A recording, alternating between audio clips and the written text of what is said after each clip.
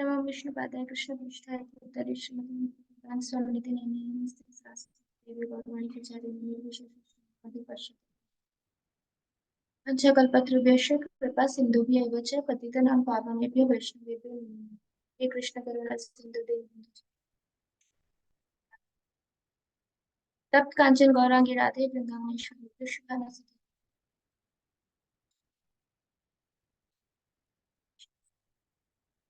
हरे कृष्ण कृष्ण कृष्ण हरे हरे राम हरे राम। जय श्री राम। हरे कृष्ण। मैं screen share कर रही हूँ।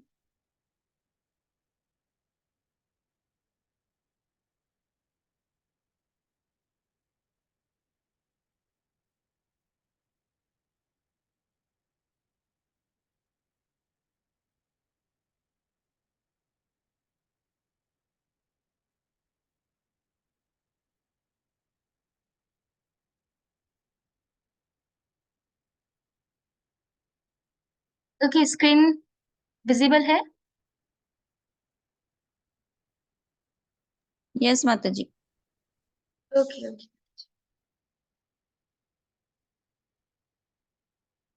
ओके। हरे कृष्णा। तो आज हम लोग स्टार्ट करने वाले हैं फाइनली भगवत गीता। भगवत गीता फर्स्ट श्लोका से।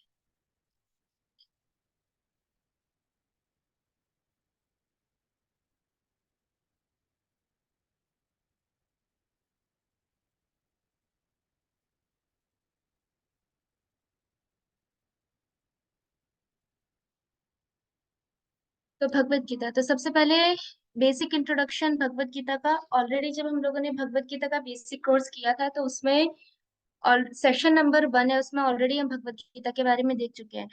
तो वो बेसिक वहां से सुन सकते हैं कि किस तरीके से महाभारत का युद्ध हुआ और युद्ध के पीछे का बैकग्राउंड क्या था, क्यों भगवान ने अर्जुन को प्रोत्साहित किया युद्ध के लिए, और फिर किस तरीके से युद्ध में सब लोग इकट्ठा होते हैं और फिर अर्जुन फाइनली भगवान को जाके बोलता है कि अब मैं युद्ध नहीं करूंगा, मुझे सेनाओं के मध्य लेके चलो। और फिर वहां से अर्जुन का मोह स्टार्ट होता है और भगवान अर्जुन को पूरा का पूरा शास्त्रों का ज्ञान देते हैं भगवत गीता के रूप में।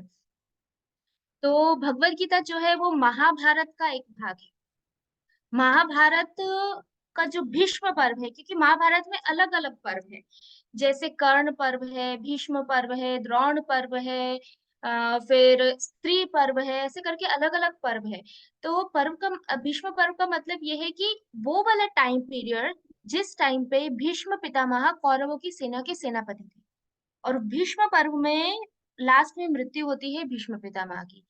तो ये भीष्म पर्व स्टार्टिंग में है, क्योंकि स्टार्टिंग में कौरवों की सेना के जो सेनापति थे वो भीष्म पितामह थे। फिर भीष्म पितामह के बाद द्रोणाचार्य आते हैं, इसीलिए इसके बाद द्रोण पर्व आता है। फिर द्रो ये क्या बोलते हैं, कर्ण आता है, तो कर्ण पर्व आता है। फिर जब पूरा महाभारत पूरा हो जाता है फिर उसके बाद स्त्री एक पर्व आता है, स्त्री पर्व, जिसमें सभी स्त्रियां रोती है कि उनके पति की मृत्यु हो गई है। तो इस तरह से अलग अलग पर्व है। तो भीष्म पर्व सबसे जो स्टार्टिंग का है, स्टार्टिंग जब युद्ध चल रहा था उस टाइम पे, क्योंकि महाभारत में तो आगे की युद्ध से पहले की भी बहुत सारी कथाएं हैं, लेकिन उसमें जब युद्ध स्टार्ट होने वाला होता है उस टाइम का जो पर्व है भीष्म पर्व, उसके जो 25 से लेके 42 42 ये 18 अध्याय जो है वो भगवत गीता के हैं। ये 18 अध्याय में भगवत गीता का वर्णन आता है। अब जो महाभारत है वो किसने बोला? महाभारत बोला वैशंपायन जी ने। वैशंपायन जी कौन है? वैशंपायन जी वेद व्यास के शिष्य है। वेद व्यास के प्रमुख 6 शिष्य थे, जैसे जैमिनी है, वैशंपायन जी है। तो उसमें से जो वैशंपायन थे उन्होंने जन्मेजय को महाभारत बोला था। जन्मेजय कौन है? तो जन्मेजय है परीक्षित महाराज के पुत्र। परीक्षित महाराज कौन है? तो अभिमन्यु के पुत्र। अभिमन्यु कौन है? तो अर्जुन के पुत्र। तो अर्जुन के जो पुत्र के पुत्र जन्मेजय, उनको महाभारत बोला था वैशंपायन जी ने। तो ये महाभारत का एक स्मॉल बैकग्राउंड हो गया, और वो महाभारत की 25 से लेके 42 तक के जो अध्याय हैं उसको उसमें आता है भगवत गीता।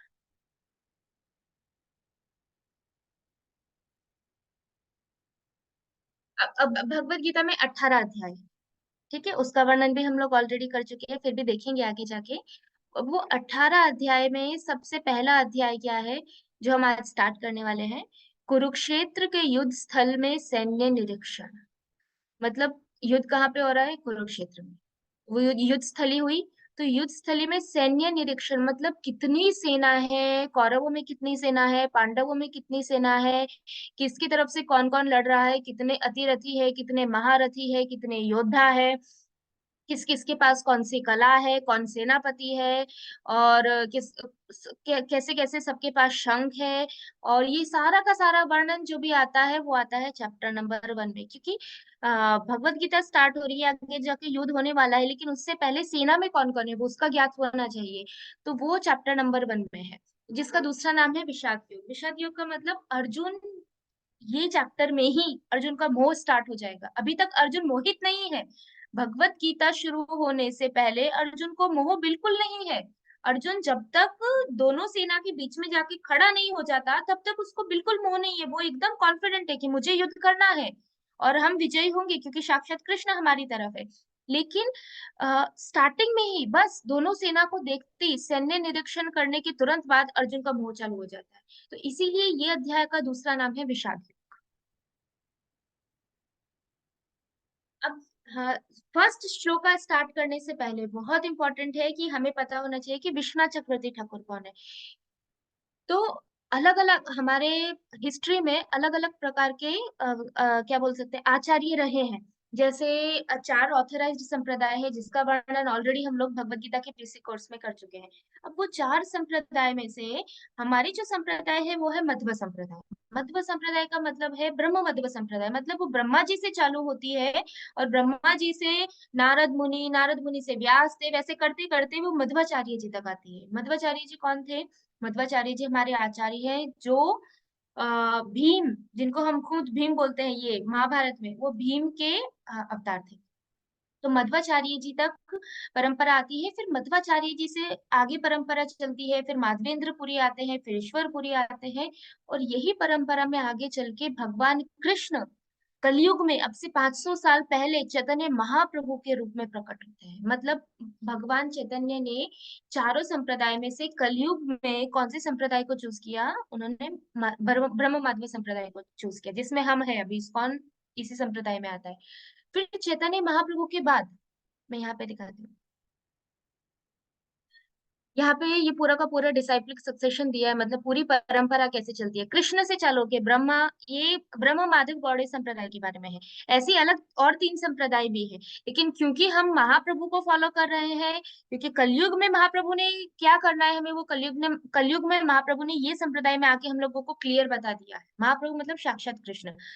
तो यहाँ पे कैसे परंपरा स्टार्ट हुई है? तो फर्स्ट नंबर कृष्णा से स्टार्ट होता है, फिर ब्रह्मा जी, नारद मुनि, व्यास, ऐसे करते करते करते करते 22वें नंबर पे चैतन्य महाप्रभु आते हैं, जो ईश्वरपुरी के शिष्य है। ईश्वरपुरी जो है वो माधवेंद्रपुरी के शिष्य है। माधवेंद्रपुरी कौन है? तो मैं ज्यादा सबके बारे में तो हम डिस्कशन नहीं कर सकते, क्योंकि बहुत सारे आचार्य हैं। लेकिन शॉर्ट में कि भगवान कृष्ण के प्रति अभी तक किसी भी संप्रदाय में जो प्रेम भाव है और विरह का जो भाव है, जो राधा रानी का भाव है और गोपियों का भाव है, वो भाव माधवेंद्र पुरी से पहले अभी तक किसी भी संप्रदाय में किसी भी आचार्य ने प्रकट नहीं किया। भगवान की दास्य भाव में सेवा हुई है, लेकिन भगवान की माधुर्य भाव में सेवा और राधा रानी का महत्व की, राधा रानी कौन है, राधा रानी और गोपियां भगवान की जो परम भक्त है, जो परम भाव है राधा रानी का भगवान के प्रति, वो भाव को की जो झलक है, वो शुरुआत कहाँ से हुई? वो हुई 20वें नंबर पे माधवेंद्रपुरी से।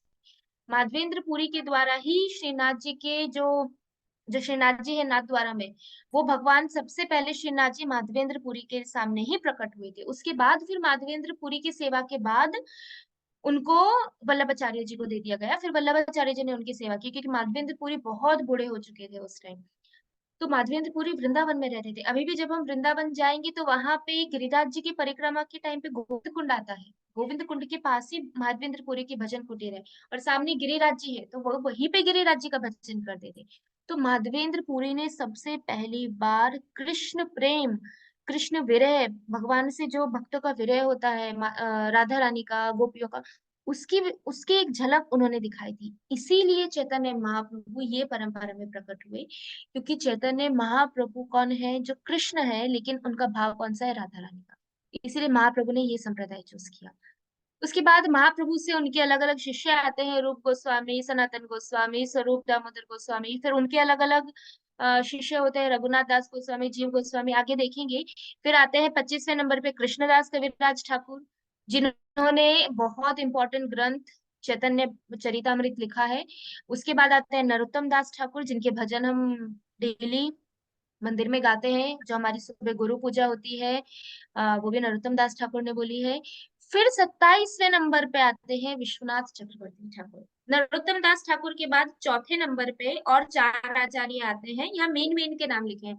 नरोत्तम दास ठाकुर, उनके बाद और चार आचार्य, तीन आचार्य, फिर चौथे नंबर पे विश्वनाथ चक्रवर्ती ठाकुर आते हैं। अब विश्वनाथ चक्रवर्ती ठाकुर कौन है? ये तो मैंने बता दिया कि वो हमारी परंपरा के आचार्य हैं। दूसरा इम्पोर्टेंट, कि हमारे संप्रदाय में प्रभुपाद जी तक अभी तक जितने भी आचार्य आए हैं 32 नंबर तक, वो सभी आचार्य भगवान श्री कृष्ण की नित्य लीला के पार्षद हैं। जैसे प्रभुपाद जी है, उनके गुरु भक्ति सिद्धांत सरस्वती ठाकुर महाराज है, वो भी मंजरी है। उसके बाद गौर किशोर दास बाबा जी है, वो भी राधा रानी की मंजरी है। भक्ति विनोद ठाकुर है, वो भी मंजरी है। जगन्नाथ दास बाबा जी महाराज है, वो भी मंजरी है। मंजरी का मतलब क्या होता है? जो राधा रानी की सखियां हैं और राधा रानी के सखियों की जो सेवा करते हैं और इनडायरेक्टली राधा रानी की सेवा करते हैं, तो उनको मंजरी बोला जाता है। तो वो सबसे टॉप मोस्ट भाव होता है गोलोक प्रेम का, क्योंकि राधा रानी को भगवान की सेवा करके प्रेम आता है, राधा रानी के सखियों को और ज्यादा प्रेम आता है सेवा करके, और वैसे ही मंजरियों को और ज्यादा सेवा करके भाव आता है। ये मैं क्यों बता रही हूँ? हमारा स्तर नहीं है ये जानने का, फिर भी बताना क्यों जरूरी है, कि हमें ये पता होना चाहिए कि ये सारे जो आचार्य है, ये कोई साधारण व्यक्ति नहीं है कि ऐसे ही कोई भी आ गया और आचार्य बन गया। नहीं, ये सारे के सारे जो आचार्य है वो नित्य सिद्ध है। नित्य सिद्ध का मतलब क्या है? कि ये लोग भगवत धाम से यहाँ भगवान की इच्छा के अनुसार आए हैं, ताकि वो लोग भगवान की भक्ति का प्रचार कर सके। तो ये सारे के सारे जो आचार्य है वो भगवान के धाम से आए हैं। वो कोई हमारी तरह साधारण व्यक्ति नहीं है कि उन्होंने शास्त्र पढ़ा, गीता पढ़ी, बुक्स पढ़ा और फिर जाके उन्होंने बुक्स लिखा, लेक्चर लिया, ऐसा नहीं है। ये सब नित्य सिद्ध भक्त है। तो इसीलिए वो जो बोलते हैं, वो जो समझाते हैं, वो साक्षात भगवान की वाणी। तो इसी पूरी परंपरा में आते हैं 27वें नंबर पे विश्वनाथ चक्रवर्ती ठाकुर। कोई अनम्यूट है?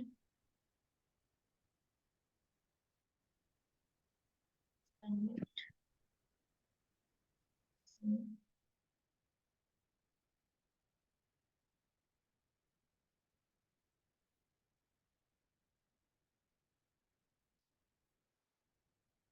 ठीक है, तो यहाँ पे 27वें नंबर पे आते हैं विश्वनाथ चक्रवर्ती ठाकुर। अब हम लोग कमेंट्री ले, हम लोग विश्वनाथ के बारे में क्यों पढ़ रहे हैं? क्योंकि हम लोग भगवत गीता में वो ही पढ़ने वाले हैं अभी, जो विश्वनाथ चक्रवर्ती ठाकुर ने एक एक श्लोक को समझाया है। वो इसीलिए जरूरी है क्योंकि अभी मार्केट में इतनी सारी भगवत गीता अवेलेबल है, जिसपे आजकल के लोग जो भौतिक तीन गुणों के परे नहीं है, जिनकी इंद्रियां संयमित नहीं है, जो कोई नीति नियम का पालन नहीं करते, जो किसी ऑथराइज्ड संप्रदाय में नहीं है, वो लोग भी अभी भगवत गीता के ऊपर कमेंट्री लिखते हैं। तो इसीलिए हम लोग किसकी कमेंट्री देखने वाले हैं? जो हमारे आचार्य हैं वो। तो हम लोग दो देखने वाले हैं। सबसे पहले 27 नंबर पे विश्वनाथ की, और 32 नंबर पे प्रभुपाद जी की। प्रभुपाद जी ने जो कमेंट्री यूज की है या जो टीका की है इसमें भगवत गीता पे, वो 28वें नंबर पे ब्रैकेट में लिखा है शिला बलदेव बलदेव विद्याभूषण, उनकी कमेंट्री यूज की है, जो विश्वनाथ के ही शिष्य हैं। तो इस तरीके से हम लोग भगवत गीता दो जगह से कंपाइल करके पढ़ने वाले हैं, ताकि पता चले कि ये एक ही श्लोक को देखने के दो अलग अलग मूड हो सकते हैं। उसके बाद चैतन्य महाप्रभु, मैंने ऑलरेडी बता दिया चैतन्य महाप्रभु कौन है। चैतन्य महाप्रभु के साथ और कौन कौन आए थे? तो अनगिनत भगवान के पार्षद भगवत धाम से आए थे। जितने पार्षद कृष्ण लीला में थे, वो सबके सब पार्षद चैतन्य महाप्रभु जब भौतिक जगत में प्रकट हुए थे, तो उनके साथ सबके सब आए थे। लेकिन मेन हम जिसकी पूजा करते हैं, क्योंकि हम सभी की तो ऑल्टर में वर्शिप नहीं कर सकते, तो मेन उनके साथ हम पंचतत्व के करते हैं, मतलब चैतन्य महाप्रभु। दूसरे नंबर पे नित्यानंद प्रभु जो बलराम जी है। तीसरे नंबर पे अद्वैत आचार्य जो महाविष्णु और सदाशिव का कंबाइन है। फिर है गदाधर पंडित जो भगवान की शक्ति है। और श्रीवास ठाकुर जो नारद मुनि है। ये पंच तत्व है। उसके बाद महाप्रभु के शिष्यों में और शिष्य के शिष्य में आते हैं मेन 6 गोस्वामी। मेन जिनको चैतन्य महाप्रभु ने सारा का सारा भार दे दिया था कि आपको पूरे के पूरे जो अभी भगवान की भक्ति के बारे में बुक्स लिखनी है, वो बुक लिखने का काम। प्लस आज हम वृंदावन देखते हैं, वृंदावन इतना उजागर कैसे है, तो पूरा का पूरे वृंदावन में हर एक लीला स्थली को उजागर करने वाले हमारे गोस्वामी ही है। राधा कुंड ले लो, श्याम कुंड ले लो, 84 कोस की परिक्रमा ले लो, इतनी सारी लीला स्थली है। ये राधा रानी की सखी का गांव है, ये यहाँ पे सारी लीला स्थलियों को उजागर किया, प्रकट किया ये 6 गोस्वामियों ने। क्योंकि ये तो साक्षात राधा रानी की सखियां हैं, तो इनको तो पता है कि कहाँ पे कौन कौन सी लीला हुई थी, इसीलिए भगवान ने उनको ये कार्य दिया था, ये सेवा दिया था। और उसके अलावा उन्होंने बुक्स लिखी है, स्पेशली रूप गोस्वामी की बुक्स फॉलो की जाती है। बट अभी हम अभी के लेवल पे हम रूप गोस्वामी को प्रभुपाद जी ने जिस तरीके से समझाया वैसे समझना चाहिए। डायरेक्टली रूप गोस्वामी की बुक्स रीड नहीं करनी चाहिए, क्योंकि वो बहुत हाई लेवल की बुक्स है। तो ये 6 गोस्वामी हैं। अब यहाँ पे क्योंकि हम विश्वनाथ चक्रवर्ती ठाकुर का ले रहे हैं, तो विश्वनाथ चक्रवर्ती ठाकुर यहाँ पे प्रार्थना कर रहे हैं। क्योंकि जब भी कोई बुक लिखते हैं या कमेंट्री करते हैं तो उसमें कुछ चीजें आती है, जैसे प्रार्थना करना, फिर उसके बाद क्षमा याचना करना, आशीर्वाद लेना। तो ये सारी चीजें मंगलाचरण में आती है। तो यहाँ पे विश्वनाथ चक्रवर्ती ठाकुर सबसे पहले प्रार्थना किसको कर रहे हैं? चैतन्य महाप्रभु। चैतन्य महाप्रभु मतलब कृष्ण को कर रहे हैं, क्योंकि उनकी कृपा से वो कलयुग में भगवत गीता के ऊपर ये कमेंट्री लिख रहे हैं। वो क्या बोलते हैं कि अपना मतलब श्री कृष्ण नाम प्रदान कर पृथ्वी के अंधकार को दूर करने वाले कुमुद सदृश भक्तों का आनंद वर्धन, मतलब अपने भक्तों का आनंद बढ़ाने वाले प्रेम सुधा के सागर, मतलब वो प्रेम के सागर है चैतन्य महाप्रभु। उन्होंने केवल प्रेम दिया है, कृष्ण प्रेम। उन्नत उज्जवल रस, उन्नत उज्जवल रस का मतलब है भगवान की प्रति सेवा करने के अलग अलग भाव होते हैं, अलग अलग रस होता है। जैसे दास्य, साख्य, भगवान का सखा बनना, फिर वात्सल्य, भगवान के माता पिता बनना, और माधुर्य, माधुर्य में भगवान की पत्नी बनना, या भगवान की प्रेमिका बनना। तो इस तरीके से अलग अलग भगवान के रस होते हैं। उसमें से जो सबसे टॉप मोस्ट रस है माधुर्य रस, और माधुर्य रस में भी सबसे टॉप मोस्ट है राधा रानी का। तो जो राधा रानी का भाव है, उस तरह का भाव, मतलब परकीय भाव प्रदान करने के लिए चैतन्य महाप्रभु यहाँ पे आए। तो लिखा, क्या लिखा है? उन्नत उज्जवल रस प्रदानकारी श्री कृष्ण चैतन्य महाप्रभु मेरे हृदय में विलास करे। मतलब वो चैतन्य महाप्रभु क्या करे? मेरे हृदय में प्रकट हो और मेरे हृदय में महाप्रभु रमण करे, आनंद ले। ऐसा करके वो पहले महाप्रभु को प्रार्थना करते हैं। उसके बाद अब वो प्रदर्शित करते हैं अपनी विनम्रता। विश्वनाथ चक्रवर्ती ठाकुर साधारण नहीं है, वो तो भगवान की नित्य लीला से आए हैं। फिर भी उनमें अहंकार नहीं है, फिर भी वो अपनी विनम्रता बता रहे हैं। क्या बोल रहे हैं? अज्ञानी होते हुए भी वो खुद को अज्ञानी बता रहे हैं। अभी हम जब आगे पढ़ेंगे भागवतम की कमेंट्री, भगवत गीता की कमेंट्री, तब हमें पता चलेगा कि उनमें कितना ज्ञान भरा हुआ था। फिर भी वो क्या बोल रहे हैं? अज्ञानी होते हुए भी मैं सन्यासी शिरोमणि श्री गौर सुंदर का अनुयायी बन गया हूँ। सन्यासी शिरोमणि, सन्यासी का मतलब चैतन्य महाप्रभु जब कलयुग में आए तो उन्होंने अपनी भगवत्ता प्रदर्शित नहीं की, ऐसा नहीं है कि नहीं की, लेकिन केवल अपने भक्तों के सामने की। भगवान के जो पुण्य भक्त थे, जो सीक्रेट भक्त थे, जो उनके साथ भगवत धाम से वापस आए थे, उनके सामने महाप्रभु ने अनगिनत बार अपनी भगवत्ता प्रस्तुत की है कि वो साक्षात भगवान कृष्ण है।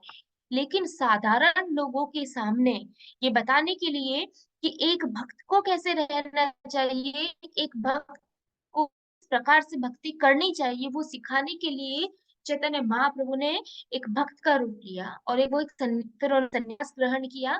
तो सन्यासियों की जो सबसे क्रेस्ट, जो मतलब जो टॉप मोस्ट बोल सकते हैं, शिरोमणि जो है, वो कौन है? चैतन्य महाप्रभु। चैतन्य महाप्रभु का ही दूसरा नाम है गौर सुंदर या गौरांग सुंदर।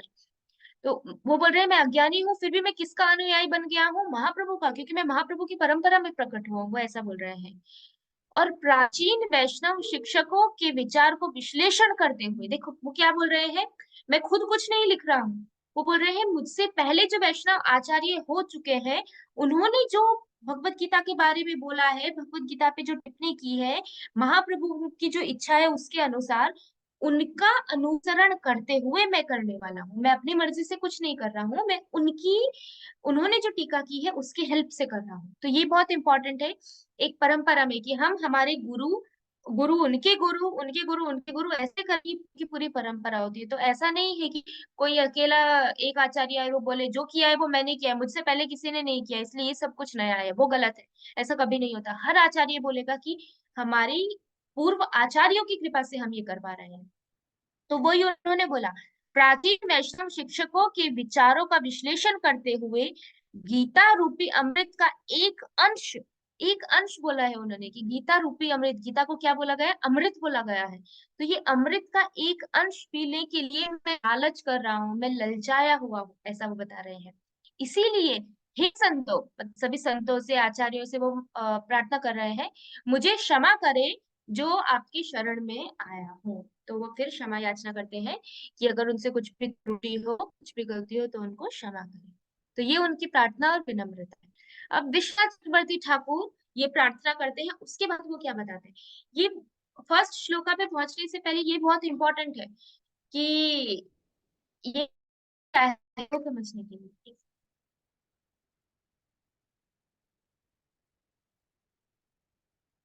तो अब सबसे पहले विश्वनाथ चक्रवर्ती ठाकुर बता रहे हैं कृष्ण के बारे में, क्योंकि भगवत गीता में तो कृष्ण आएंगे। तो सबसे पहले कृष्ण के बारे में क्या बोलते हैं, जिनके श्री चरण कमलों की पूजा सभी शास्त्रों का उद्देश्य है, परम ब्रह्म के मानव रूप मतलब नराकृति भगवान श्री कृष्ण श्री वसुदेव वासुदेव नंदन के रूप में श्री गोपालपुरी में अवतरित हुए। इसको मैं समझाती हूँ अच्छे से। सबसे पहले इसमें एक लाइन बोली गई है, सभी शास्त्रों का उद्देश्य है क्या, भगवान श्री कृष्ण के चरण कमलों की पूजा करना। से आवाज आ रही है। तो यहाँ पे क्या बोला है कि वो भगवान श्री कृष्ण किसके बारे में बता रहे हैं, कृष्ण के बारे में, कि जिनके चरण कमलों की पूजा सभी शास्त्र करते हैं। और इसको कैसे समझ सकते हैं कि सभी शास्त्र का उद्देश्य है भगवान के चरण कमलों की पूजा। तो एक बार ब्रह्मा जी ने ऐसा सोचा कि मैंने चलो वेद लिख दिए हैं, सभी उपनिषद लिख दिए हैं, अब मैं क्या करता हूँ कि ये सारे के सारे वेद तो कौन पढ़ेंगे, तो मैं सारे के सारे वेदों का सार निकालता हूँ।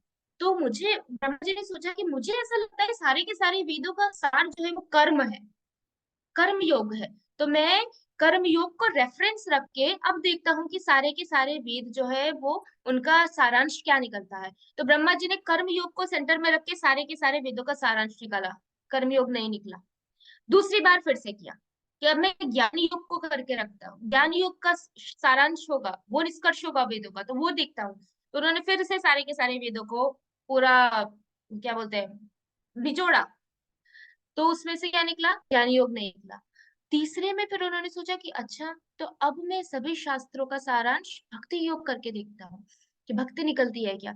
तो जब उन्होंने सारे के सारे शास्त्र वेदों का सार निकाला तो क्या निकला, भक्ति।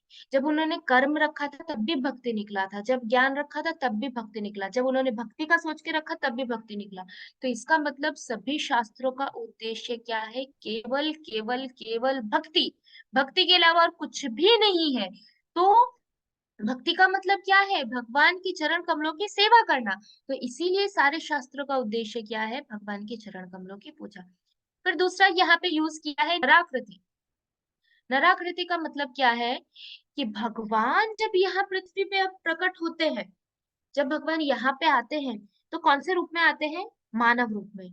मतलब परम तत्व जो भगवान है, परम ब्रह्म है, उनका ओरिजिनल स्वरूप क्या है, उनका ओरिजिनल स्वरूप है मानव स्वरूप। उसके लिए वर्ड यूज किया गया है नराकृति, नर मतलब मनुष्य आकृति, तो नराकृति। अब भगवान, तो हम कितने भाग्यशाली है, हमारा भी ऐसा शरीर है, लेकिन भगवान का शरीर दिव्य है। फिर भगवान ऐसा हो सकता है कि तो भगवान ऐसे क्यों आते हैं, देखो भगवान वराह रूप में भी आते हैं, भगवान कूर्म अवतार में भी आते हैं, भगवान नरसिंह अवतार में भी आते हैं, भगवान मत्स्य मतलब मछली के रूप में भी आते हैं। फिर भी भगवान कृष्ण जब स्वयं आते हैं तो वो मानव रूप में आते हैं। मानव रूप में मतलब ये नहीं कि भगवान मानव बन के आते हैं, भगवान जो मानव शरीर के साथ आते हैं वो उनका ओरिजिनल रूप है, और वो दिव्य है, हमारी तरह भौतिक हाथ पांव नहीं है भगवान के। भगवान की आत्मा, भगवान का शरीर एक ही है, हमारी आत्मा अलग है, भौतिक शरीर अलग है, उसके अंदर सूक्ष्म शरीर अलग है। लेकिन भगवान का ऐसा नहीं है कि स्थूल शरीर अलग है, सूक्ष्म अलग है, आत्मा अलग है। भगवान की आत्मा और शरीर एक ही है। तो उसी प्रकार से भगवान जब यहाँ पे आते हैं, वो अपने एज इट इज रूप में आते हैं, जैसे वो भगवत धाम में है वैसे। क्यों भगवान ऐसे आते हैं? तो उसके लिए बताते हैं कि भगवान ऐसे रूप में इसलिए आते हैं क्योंकि हम इसमें बहुत इजीली रमण कर सकते हैं। हम बहुत इजीली अपने आप को वो सिचुएशन में रख के भगवान को समझ सकते हैं। जैसे एग्जाम्पल देते हैं कि दामोदर लीला का। दामोदर लीला में यशोदा माता भगवान को बांधती है, तो भगवान डरते भी हैं। भगवान का वहां पे डर देखना, भगवान का दौड़ना, भगवान का गुस्सा करना, भगवान का बोलना, भगवान का भोजन पाना, भगवान का सोना, हर एक जो एक्टिविटी भगवान कृष्ण जब अपने रूप में आए तो वो सारी की सारी एक्टिविटी मानव रूप वाले करते हैं। तो जब हम ऐसी लीलाएं भगवान की पढ़ते हैं, तो हम बहुत इजीली उसको समझ सकते हैं। और हम बहुत इजीली, अच्छा अच्छा भगवान ऐसे दौड़े होंगे, फिर भगवान ने गुस्सा किया तो भगवान गुस्से में ऐसा बोले, फिर यशोदा माता ने गुस्सा किया। तो ये सारी चीजें हम सोचते हैं क्योंकि हम प्रैक्टिकली अपनी लाइफ में इस तरह की एक्टिविटी करते हैं। इसीलिए हम भगवान की वो सारी लीलाओं में रमण कर सकते हैं, इजीली एंजॉय कर सकते हैं। क्या बोल सकते हैं, आनंद ले सकते हैं ऐसी लीलाओं का। इसीलिए भगवान नराकृति परम जो उनका मूल तत्व है वो लेके भगवान यहाँ पे प्रकट होते हैं। अभी भगवान के दूसरे अवतार है, जैसे मत्स्य अवतार है तो भगवान का मछली का अवतार है, वो भी भगवान ही है, वो भी कृष्ण है। लेकिन कृष्ण अवतार, मत्स्य अवतार में भगवान खा रहे हैं, दौड़ नहीं सकते, इस तरीके से बोल नहीं रहे हैं, गुस्सा नहीं कर रहे हैं, और अपने माता के साथ बात नहीं कर रहे हैं। तो वो चीज जब हम वो समझते हैं तो उसमें आनंद लेना डिफिकल्ट हो जाता है। इसीलिए भगवान नराकृति, नर जो उनका ओरिजिनल स्वरूप है मानव रूप जैसा, उसके उसमें एज इट इज भगवान यहाँ पे प्रकट होते हैं। कितने अच्छे से आचार्य समझाते हैं। और भौतिक लोग बोलते हैं कि श्री कृष्ण तो साधारण मनुष्य है। ओके।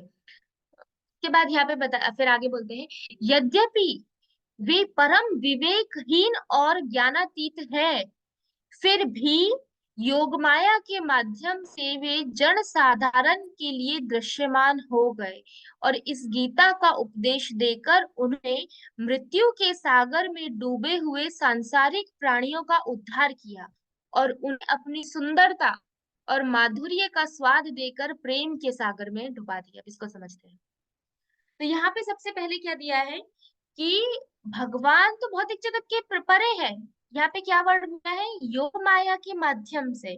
मतलब भगवान जब भौतिक जगत में प्रकट होते हैं तो वो योग माया के माध्यम से, दो प्रकार की माया है, एक महामाया और एक योग माया। महामाया मतलब भगवान की बहिरंगा शक्ति, एक्सटर्नल एनर्जी, जो दुर्गा देवी है।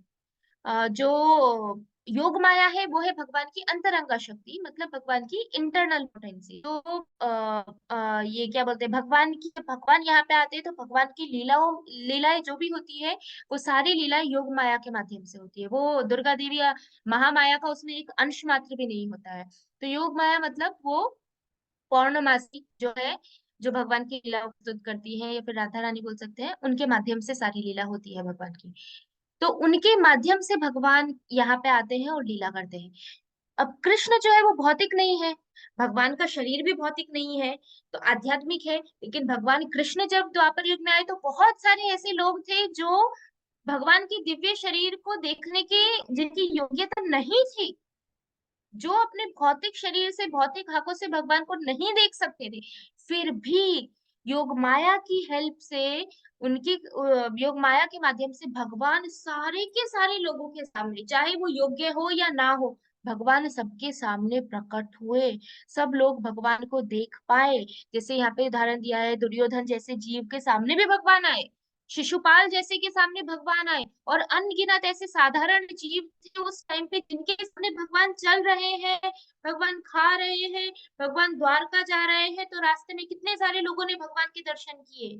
तो भगवान भौतिक नहीं है, फिर भी भगवान अपनी इच्छा से, अपनी अंतरंगा शक्ति से सभी साधारण लोगों के सामने भी प्रकट हुए द्वापर युग में। फिर लिखा है, और इस गीता का उपदेश देकर उन्हें मृत्यु के सागर में डूबे हुए सांसारिक प्राणियों का उद्धार किया। अब दूसरी यहाँ पे शक्ति आती है कि भगवान की कृपा शक्ति। भगवान की सबसे उत्तम शक्ति बोल सकते हैं, सबसे बेस्ट शक्ति जो है भगवान की, वो है उनकी कृपा शक्ति।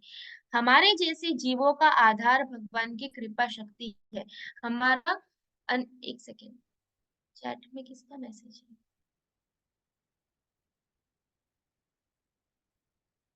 स्क्रीन दिख रहा है या नहीं दिख रहा है? हरे कृष्णा। दिख रहा है माता जी। हरे कृष्णा दीदी, स्क्रीन दिख रहा है पर आप चिपक गए हो। मेरा तो क्या इंटरनेट का इशू है, मैं तो हर वीडियो में थोड़ा इंटरनेट। ओके ठीक है, कोई नहीं, बस स्क्रीन दिखना चाहिए अच्छी से। ठीक है, तो भगवान की जो सबसे उत्तम शक्ति है वो है कृपा शक्ति। क्योंकि हमारे जैसे जीवों का जब भगवान भौतिक जगत में आते हैं तो सबसे ज्यादा हमें आवश्यकता है भगवान की कृपा शक्ति, क्योंकि कृपा से ही भगवान की हमारा उद्धार हो सकता है। अगर भगवान की कृपा शक्ति काम ना करे, भगवान कृपा ना करे, तो हमारा उद्धार होने की कोई संभावना ही नहीं है, क्योंकि हमारे में इतनी योग्यता ही नहीं है कि हम भगवान को अपनी साधना से क्या बोल सकते हैं, भगवान को प्राप्त कर सके। इसीलिए भगवान की कृपा शक्ति की जरूरत है। तो यहाँ पे क्या बोलते हैं कि भगवान ने अपनी कृपा शक्ति से लोगों को, जो भी सांसारिक लोग हैं, दुर्योधन जैसे लोग हैं, ऐसे ऐसे प्राणियों को भी, हर तरह के लोगों को भगवान ने क्या किया, भौतिक जगत के भवसागर से बाहर निकाल दिया। और भौतिक जगत से निकाल के क्या था, उन्होंने उन लोगों को अपनी सुंदरता, भगवान इतने सुंदर है, अपनी सुंदरता और अपने जो माधुर्य का स्वाद है, अपने प्रेम का जो स्वाद है, वो देके उन लोगों को प्रेम रूपी सागर में डुबा दिया, मतलब उनको अपना कृष्ण प्रेम दे दिया। तो ये भगवान की, इसीलिए भगवान यहाँ पे आए, तो ये यहाँ पे विश्वनाथ चक्रवर्ती ठाकुर बताते हैं।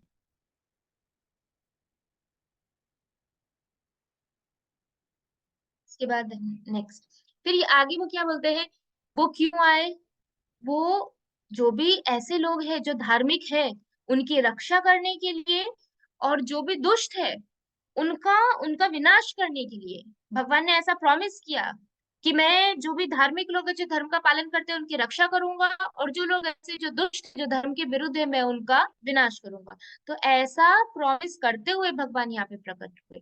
फिर क्या बोलते हैं, हालांकि उन्होंने पृथ्वी का बोझ उतारने के धोखे से दुष्टों, भगवान के शत्रुओं और कुंभी पाक नरक जैसे संसार सागर के कष्टों में डूबे हुए प्राणियों की मुक्ति के लिए सर्वोच्च रक्षक के रूप में कार्य किया। इसका मतलब क्या है कि भगवान आए हैं, भगवान ने अपने भक्तों का उद्धार तो किया ही है, अपने भक्तों का उद्धार करने के साथ साथ भगवान ने ऐसे लोग जो दुष्ट थे, फिर ऐसे लोग जो भगवान से द्वेष करते थे, भगवान से शत्रुता थी, प्लस ऐसे लोग जिन्होंने इतने सारे पाप किए थे कि वो लोग कुंभी पाक नरक जैसे नरक में जाने वाले थे, ऐसे लोगों को भी भगवान ने क्या किया, उनको आए थे नष्ट करने के लिए, लेकिन नष्ट करने के नाम से उन्होंने उनका भी उद्धार कर दिया। धर्मियों का उद्धार किया ही, लेकिन ऐसे पापियों को नष्ट करने के लिए भगवान आए थे। उन्होंने ऊपर लिखा है ना, उन्होंने प्रॉमिस किया था कि मैं दुष्टों को नष्ट कर दूंगा, लेकिन इस प्रकार के दुष्टों को भी भगवान ने अल्टीमेटली तो क्या किया,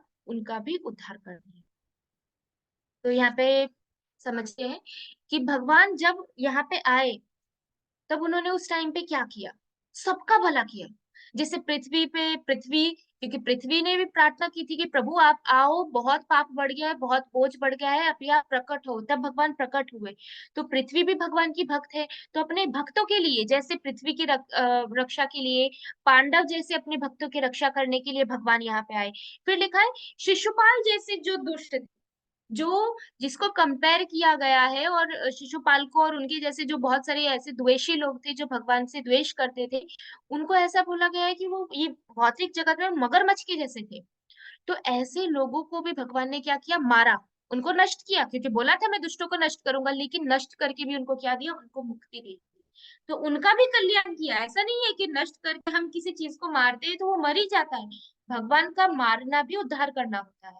तो भगवान यहाँ पे आए तो भक्तों के उद्धार के साथ साथ उन्होंने दुष्टों का भी उद्धार किया, उनको मार के उनका उद्धार किया, उनको मारने के बाद मुक्ति मिल गई।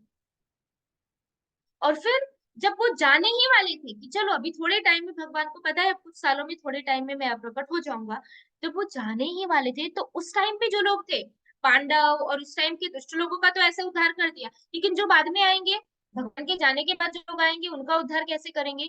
तो उनके लिए भगवान ने क्या किया कि जब वो जाने ही वाले थे तो उन्होंने आने वाले भक्तों के लिए भविष्य में और आने वाले भौतिक लोगों के लिए, जो लोग हमेशा दुखी रहेंगे, मोह में पड़े रहेंगे, हमेशा उनको शोक रहेगा, तो इस तरह लोगों का भी उद्धार हो सके, तो उसके लिए भगवान ने क्या किया, भगवत गीता दे दिया। ठीक है, अभी अभी के लोगों का मैं कर देता हूँ, भविष्य में लोगों का उद्धार करने के लिए मैं गीता दूंगा। तो भविष्य में के हमारे जैसे लोगों के लिए भगवान फिर भगवत गीता देके गए। कितनी बड़ी कृपा है भगवान की। फिर भी लोग बोलते हैं भगवान ने क्या किया और हम गीता क्यों पढ़े। फिर है भगवत गीता क्यों दी भगवान ने, उसके बारे में विश्वनाथ बताते हैं। वो क्या बोलते हैं आगे कि अपने अवतार के बाद भगवान श्री कृष्ण ने स्वेच्छा से अपने प्रिय मित्र अर्जुन को दुख और मोह से ग्रसित कर दिया। ऐसा नहीं है कि अर्जुन रियल में मोहित हुआ था, क्योंकि अर्जुन तो शुद्ध भक्त है भगवान का। अर्जुन इतनी विकट से विकट परिस्थितियों में कभी मोहित नहीं हुआ। जब ये डिसीजन लिया गया कि अभी महाभारत का युद्ध होगा, उस टाइम अर्जुन मोहित नहीं हुआ। जब विराट राजा के पुत्र के लिए अर्जुन ने भीष्म पितामह, उसके बाद ये कर्ण, द्रोणाचार्य, इन सब से जब युद्ध किया था, उस टाइम पे अर्जुन ने सब इन्हीं पितामह के सामने युद्ध किया था, उनको बेहोश कर दिया था। तो उस टाइम पे अर्जुन को मोह नहीं हुआ। तो अभी अर्जुन को अचानक से मोह कैसे हो गया? उसको तो पता था कि ये सब मरने वाले हैं, फिर भी क्यों मोहित हुआ? तो यहाँ पे बताते हैं कि भगवान ने अपनी इच्छा से अर्जुन को मोह से ग्रसित किया।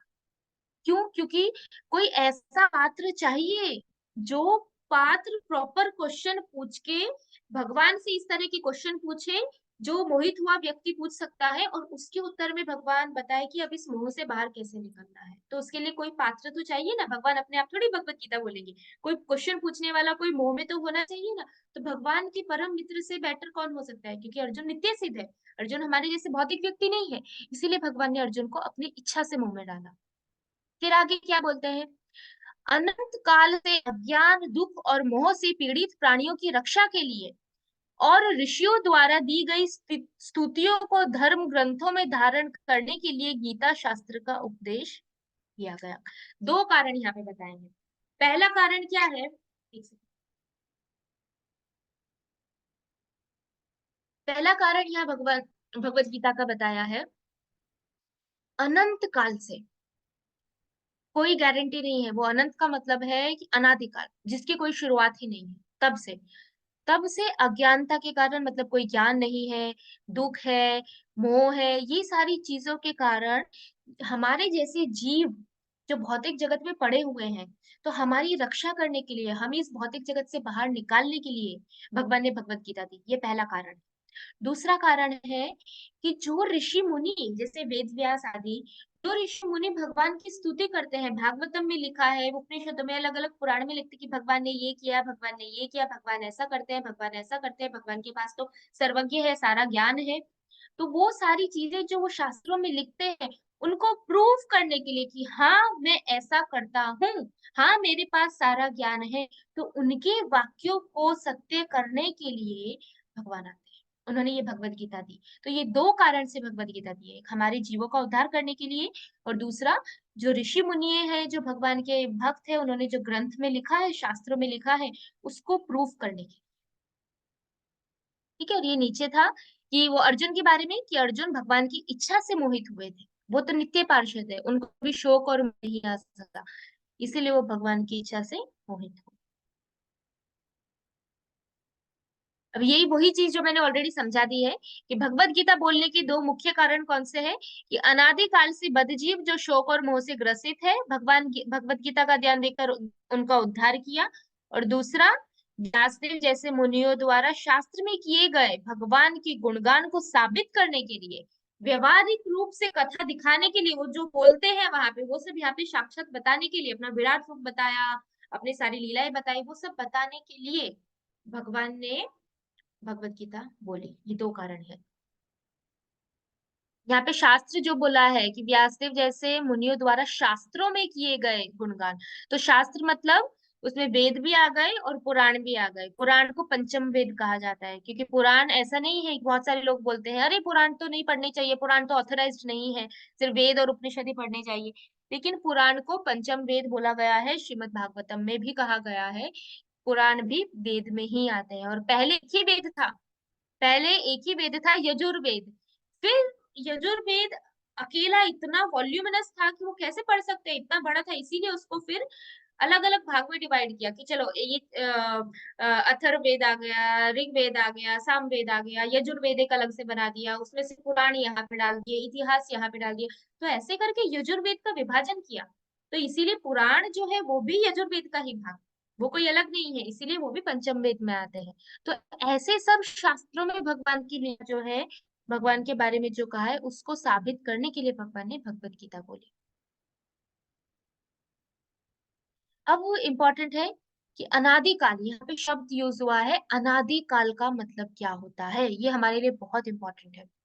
अनादिकाल का मतलब है, अनादि शब्द का अर्थ होता है अनादि, जिसका आदि ही नहीं है, मतलब जिसकी कोई शुरुआत ही नहीं है, जो कभी शुरू ही नहीं हुआ। जैसे ये बॉटल है, तो ये बॉटल कभी तो इसकी शुरुआत हुई है, कभी तो ऐसा होगा कि चलो ये बॉटल बनना स्टार्ट हुआ।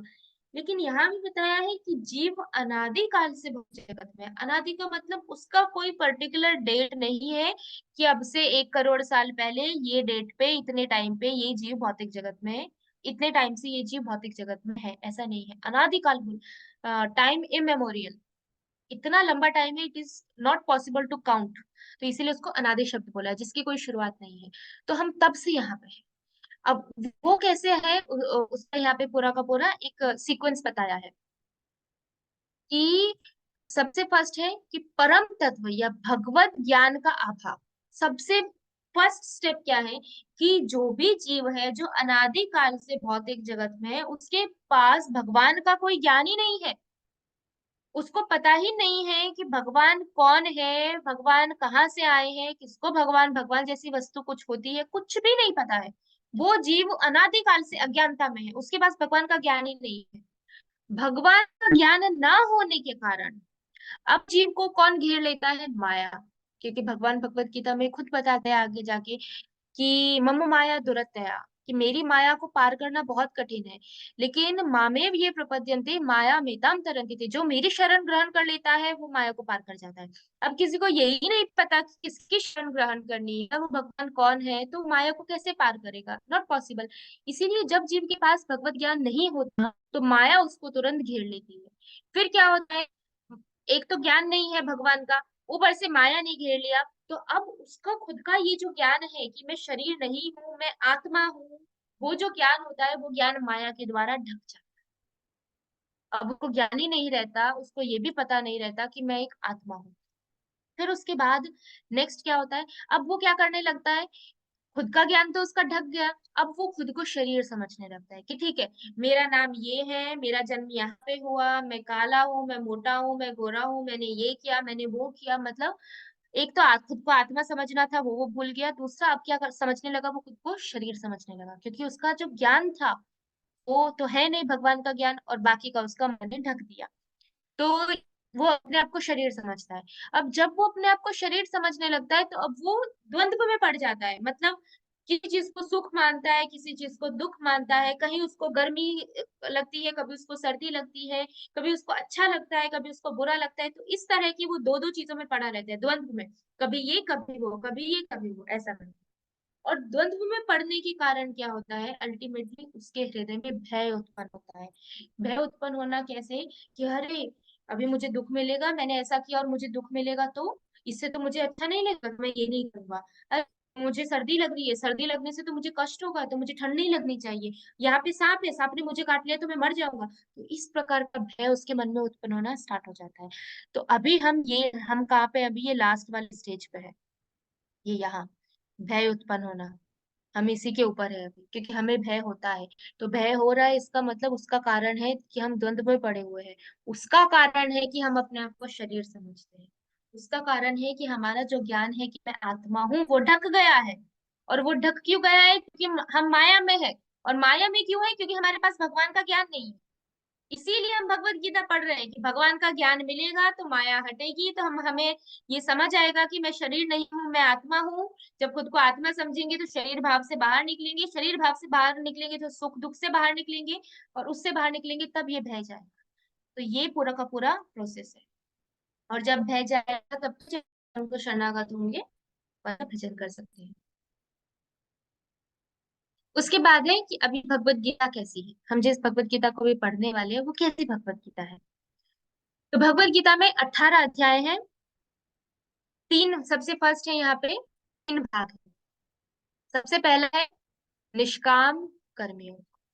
दूसरा भाग है, पहले 6 अध्याय है निष्काम कर्मयोग, दूसरे 6 अध्याय हैं भक्ति योग, तीसरे 6 अध्याय हैं आखिरी के 12 से 18, 13 से 18 ज्ञान योग। उसके बाद दूसरा है कि ये ऐसी भगवत गीता है जिसका अर्थ, मतलब इस भगवत गीता का जो मीनिंग है वो रत्न के समान है, मतलब एक जूल के समान है, रत्न को बोला गया है, इसका अर्थ एक रत्न के समान है, जिसको समझने के बाद आपको सारे के सारे वेदों का ज्ञान मिल जाएगा। कोई बोले कि आपने वेद पढ़े हैं, नहीं पढ़े, लेकिन भगवत गीता पढ़ी है तो बोल सकते हैं हाँ हमने भगवत गीता पढ़ी है। और भगवत गीता का जो मीनिंग है वो समझने से सारे के सारे वेदों का तात्पर्य मिल जाता है, इसका मतलब हाँ हमने वेद पढ़े हैं। उसके बाद तीसरा है कि ये भगवत गीता को पढ़ने से, और इस भगवत गीता में क्या है, इसमें परम पुरुषार्थ है। परम पुरुषार्थ का मतलब क्या है, चार प्रकार के पुरुषार्थ हमको सबको पता है, धर्म अर्थ काम मोक्ष। ठीक है, ये चार सभी को पता है। धर्म अर्थ काम मोक्ष के ऊपर भी एक पांचवा पुरुषार्थ आता है जो परम है, जो इन चारों के ऊपर है, वो है भक्ति। तो उस परम पुरुषार्थ भक्ति का साक्षात वर्णन भगवत गीता में हुआ है। उसके बाद है कि इस भगवत गीता में 18 विद्या है। विष्णु पुराण में वो 18 विद्या का वर्णन आता है, जिसमें 6 वेदांग है, मतलब व्याकरण, ज्योतिष, कल्प, छंद, निरुक्ति, शिक्षा, 4 वेद। उसके बाद मीमांसा, न्याय, धर्मशास्त्र, पुराण, आयुर्वेद, धनुर्वेद, गंधर्व वेद, अर्थशास्त्र, ये सारी की सारी विद्या भगवत गीता में है। ऐसा नहीं है कि 18 अध्याय है तो पहले अध्याय में पहली विद्या है, दूसरे अध्याय में दूसरी विद्या है, ऐसा नहीं है, मिक्सचर है। सभी अध्याय में थोड़ा बहुत एक दो कहीं ना कहीं ऐसे मिल जाएगा, बट पूरी की पूरी 18 विद्याएं श्रीमद् भगवत गीता में है। तो ये ऐसी भगवत गीता है। उसके बाद भगवत गीता का जो विभाग है वो कैसे किया है, तो भगवत गीता वही पहले 6 अध्याय निष्काम कर्म योग, 7 से 12 भक्ति योग, और 13 अध्याय से 18 अध्याय तक ज्ञान योग। अब ये इम्पोर्टेंट है, तीनों के बारे में भी हम थोड़ा थोड़ा सा समझेंगे, कर्म योग के बारे में, ज्ञान योग और भक्ति योग। तो यहाँ पे बताया है निष्काम कर्म योग। सबसे पहले निष्काम कर्म योग यहाँ पे लिखा है और उसके सामने वाले बॉक्स में लिखा है अंतःकरण की शुद्धि। तो जब हम पहले 6 अध्याय पढ़ेंगे उसमें हम निष्काम कर्म योग के बारे में पढ़ेंगे। निष्काम कर्म योग का फल क्या होता है, कि चलो कोई व्यक्ति निष्काम कर्म योग कर रहा है, तो निष्काम कर्म योग करने से उसकी अंतःकरण की शुद्धि, मतलब उसके हृदय में जो अनर्थ है, उसका उसके अंदर जो पाप करने की वृत्ति है, ये सारे जो उसके अंदर का जो भी दोष है वो सारे के सारे दोष निकल जाएंगे, मतलब उसका अंतःकरण शुद्ध हो जाए। तो निष्काम करने से ये फल हमें प्राप्त होता है। ज्ञान योग करने का फल क्या प्राप्त होता है, ब्रह्म प्राप्त। जो लोग ज्ञान योग का सहारा लेते हैं, ज्ञान योग करते हैं, वो करने से वो लोग ब्रह्म में लीन हो सकते हैं, ब्रह्म ज्योति में जा सकते हैं।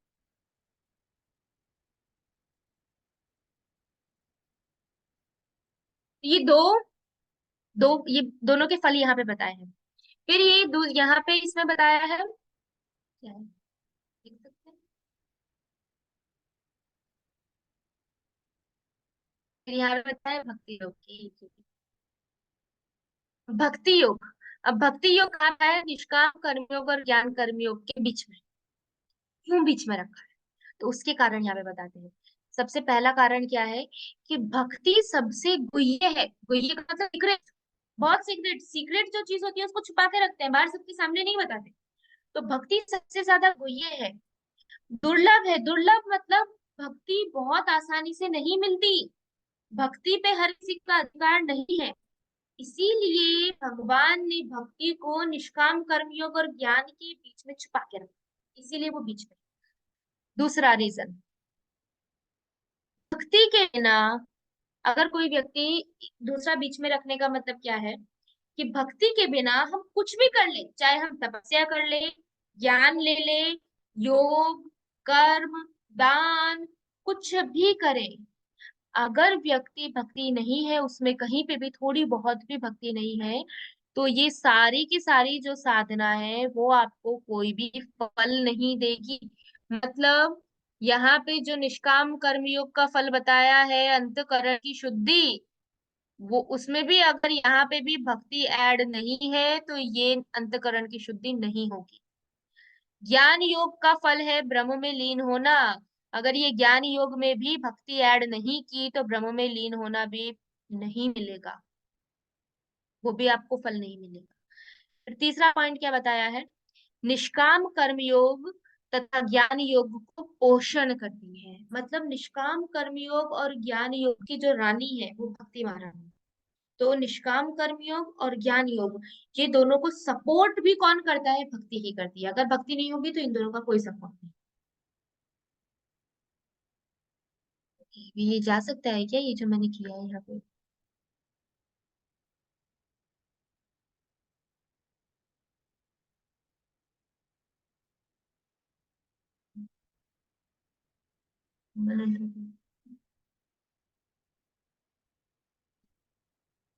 अब बताया है भक्ति के बारे में। अब भक्ति कैसी है, तो भक्ति में सबसे पहले क्यों हम इतना सारा पढ़ रहे हैं, क्योंकि हमें पता होना चाहिए भगवत गीता में क्या है, भगवान ने क्यों ये भगवत गीता दी है।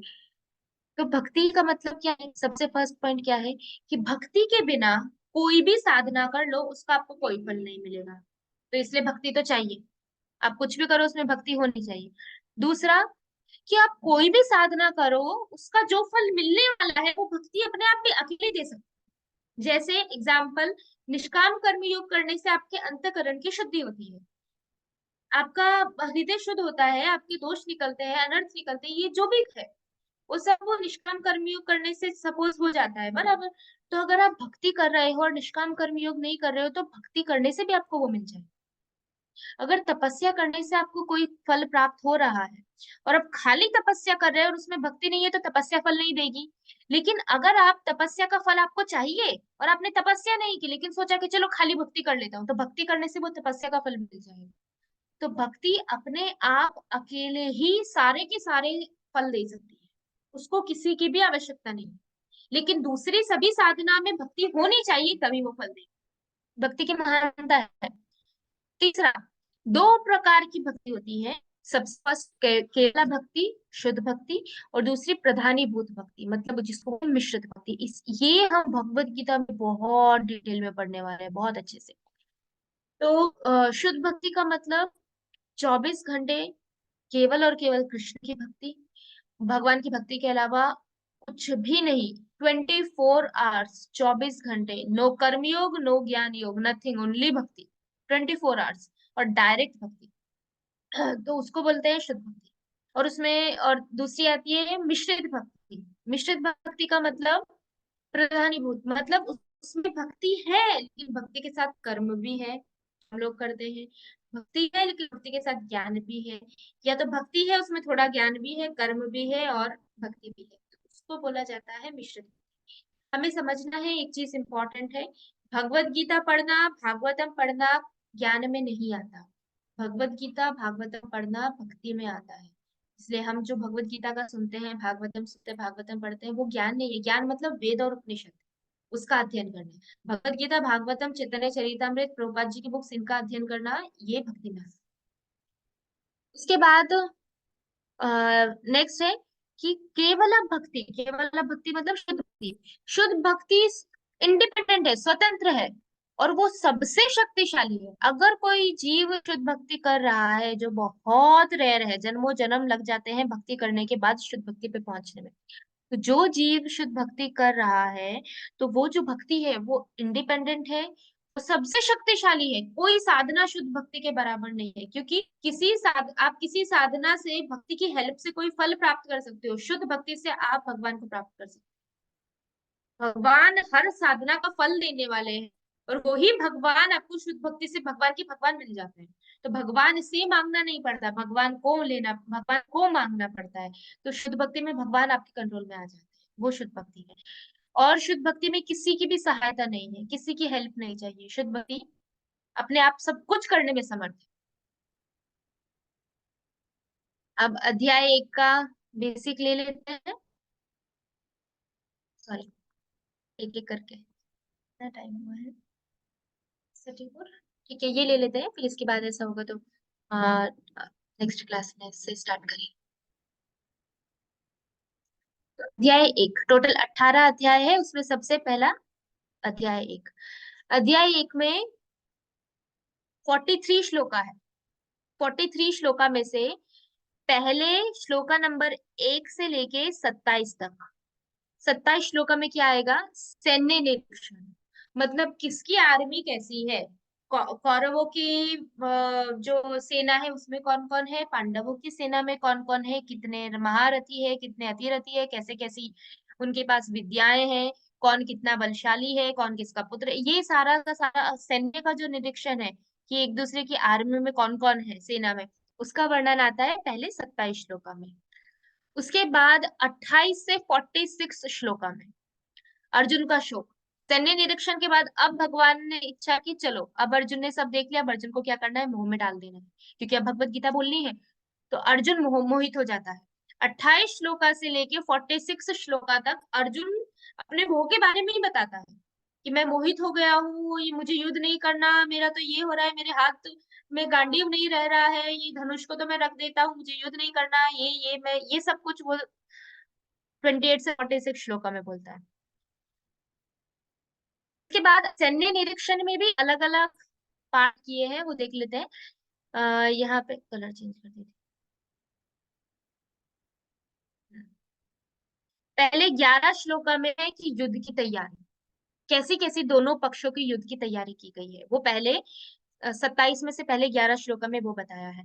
फिर 12 से 19 श्लोका में ये बताया है कि पांडवों की टीम में ऐसे कौन कौन सी कह सकते हैं एक्स्ट्रा चीजें हैं जिसकी वजह से उनके विजय के लक्षण है, कि पांडव तो विजयी होंगे ही होंगे, वो पहले चैप्टर में ही फिक्स हो जाता है। तो पहले चैप्टर में पांडवों की विजय के लक्षण श्लोका नंबर 12 से लेके 19 श्लोका में बताए गए हैं।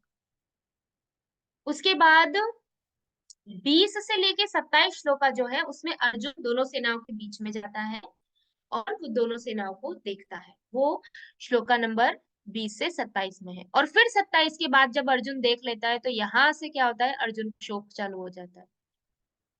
अब उसमें अर्जुन, अब शोक चालू हो गया अर्जुन का, अब अर्जुन अलग अलग कारण देता है कि मैं युद्ध नहीं करूंगा, तो क्यों नहीं करेगा उसकी वो कारण देता है। पहले वो दया का कारण देता है, ये बहुत डिटेल में हम लोग आगे जाके देखेंगे। पहले वो दया का कारण देता है, ये दया, उसको दया आ जाती है, दया के कारण वो युद्ध नहीं करना चाहता। दूसरा कारण वो बोल देता है कि नहीं नहीं, युद्ध करके भी सब मर जाएंगे तो मैं भोग कैसे करूंगा, तो उसमें तो कोई आनंद ही नहीं है। तीसरा, अर्जुन को डर लगने लगता है कि अरे मैं इतने सारे लोगों को मार दूंगा तो मुझसे पाप हो जाएगा, पाप होगा तो मैं नरक में जाऊंगा, तो उसको पाप का भय हो जाता है।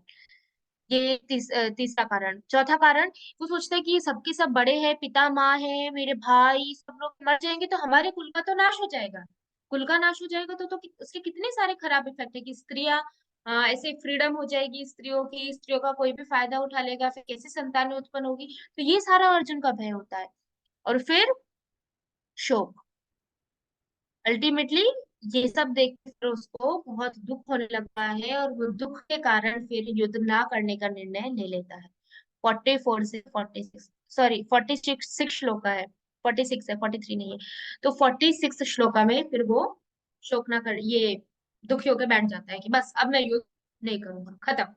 तो ये चैप्टर नंबर 1 का पूरा विभाग है। और अब हम लोग जब पढ़ेंगे तब हम एक एक यहाँ युद्ध की तैयारी से हम लोग स्टार्ट करेंगे, फिर अर्जुन के पांचों जो कारण है वो देखेंगे। फिर जब अध्याय 2 चालू होगा तब अध्याय 2 में भगवान अर्जुन को डांटेंगे, फिर भगवान अर्जुन को पूरा का पूरा ज्ञान भगवत गीता का देना स्टार्ट करेंगे। पहले में तो अर्जुन ही बोल रहा है, ये हो गया, ये हो गया, ये हो गया, ये हो गया, अर्जुन कृष्णा मैं ये नहीं करूंगा, वो नहीं करूंगा। फिर भगवान अब उसको खखड़ाते हैं अध्याय 2 से तो वो हम लोग देखेंगे। ठीक है अभी, ठीक है नेक्स्ट टाइम स्टार्ट करेंगे क्योंकि डिटेल में है और अच्छे से समझना है एक एक श्लोका। तो आज यहाँ तक रखते हैं, बेसिक हो गया है। अभी श्लोका नंबर 1 कोशिश करेंगे एटलीस्ट फर्स्ट 5 श्लोका हम नेक्स्ट क्लास में ले लेंगे। स्क्रीन शेयर बंद कर दो।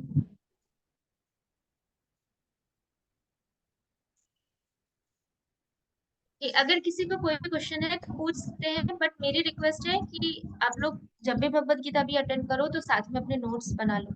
नोट्स बना बना के पढ़ो तो फिर अच्छा रहेगा, और एक सीक्वेंस रहेगी। आपकी ओके भगवत मैम। गीता ऐसे माइंड में सेट हो जानी चाहिए कि कोई भी पूछे कि अच्छा अर्जुन ने क्यों युद्ध नहीं किया, अर्जुन ने क्यों युद्ध को मना कर रहा था, तो इंस्टेंट आपको आना चाहिए अच्छा ये 5 कारण की वजह से अर्जुन मना कर रहा था। फिर कोई पूछे आपको कि कौन से कारण थे, तो इन बता दो, दया कारण था, फिर कुल का नाश, ये सब भगवान अर्जुन अर्जुन ने ये सारे कारण। तो ये सारी चीजें हमें पता होगी तो हम बाहर जब भगवत गीता का प्रचार दूसरे लोगों को करेंगे तो हम उनको प्रॉपर भगवत गीता समझा सकते हैं। वरना लोग, कितने सारे लोग हैं जो भगवत गीता के ऊपर कितना कुछ बोलते हैं। कितने सारे लोग तो, हाँ, कितने सारे लोग तो ऐसा बोलते हैं कि भगवान ने जब भगवत गीता बोली उस टाइम पे उनके अंदर कोई शक्ति आई, और उस टाइम भगवान ने गीता बोली, और गीता बोलने के बाद फिर जब वो शक्ति चली गई और भगवान भगवत गीता भूल गए। ऐसा लोगों का कंसेप्शन है, और एक दो का नहीं, बहुत सारे लोगों का है, बहुत सारे लोगों का है।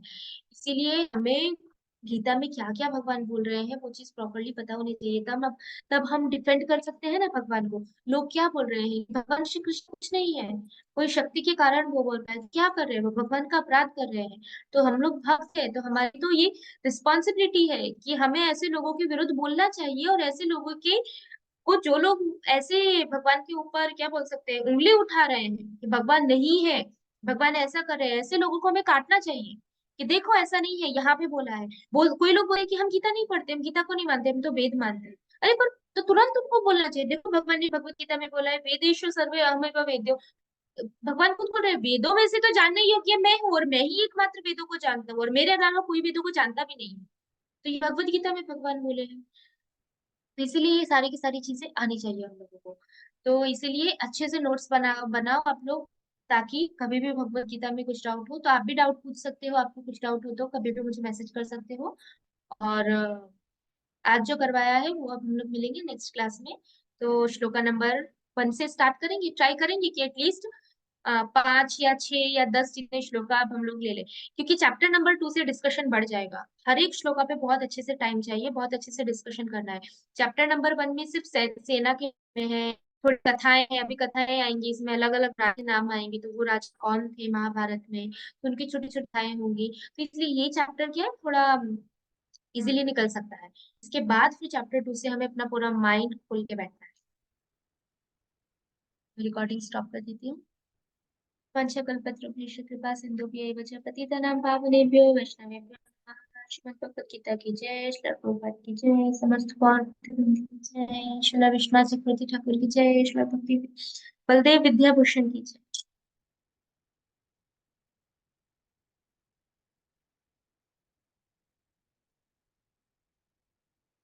ओके, किसी को क्वेश्चन पूछना